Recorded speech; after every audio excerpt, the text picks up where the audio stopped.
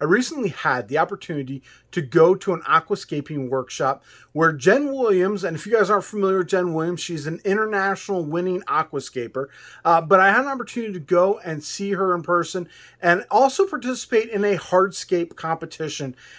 And I'm going to be honest, the hardscape materials I used, I hated. I ended up picking what they called this moonstone, moon ringstone, I think is what it was called. It's something I'd never worked with before, and I really was not happy with the work I did. So today I'm going to work on redoing my aquascape and redoing and seeing if I can come up with something I like a little better. I'm going to talk about the materials that I'm using and also talk about maybe if you're doing some aquascaping and maybe why you'd want to avoid the material, this rock that I'm using. So as you can see, this rock has some really neat lines to it, but they are very, very directional. And that's one of the things about this rock that made it really difficult to work with, is you have to make sure that those lines kind of work together. And so when you're picking rock to use for an aquascape, you might want to find something that's not going to have these lines, something like river rock or something, especially early on, it's going to make it a lot easier to work with. Now, the only place that I've been able to find where this rock in particular is listed is where this aquascaping workshop was and where this competition was, and that is at the Aquarium Care Center in Ocean County, New Jersey.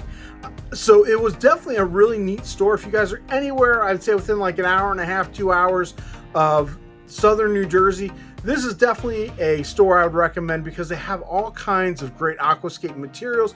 They have all kinds of great tanks. They don't even know I'm going to be putting this out there. It really is just because I think this is such a great store and a great place to find a lot of great materials. So I'm using this MetaFrame tank for my aquascape. If you guys aren't familiar with MetaFrame tanks, these were very, very popular in the 60s.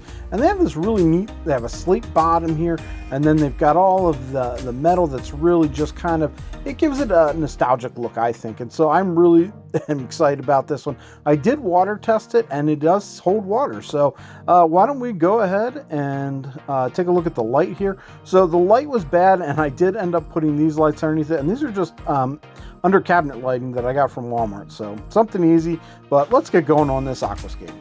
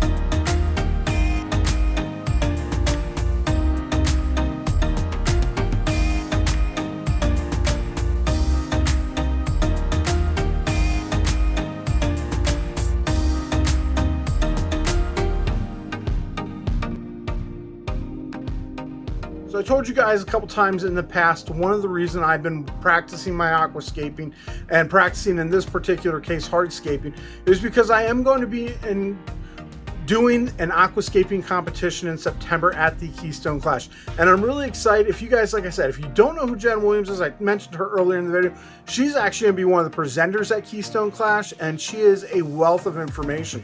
But then I'm also going to get to participate in that aquascaping competition. I'm hoping I can do a little better this year, or maybe place. Last year I didn't place. This year I'm feeling like I might be able to place.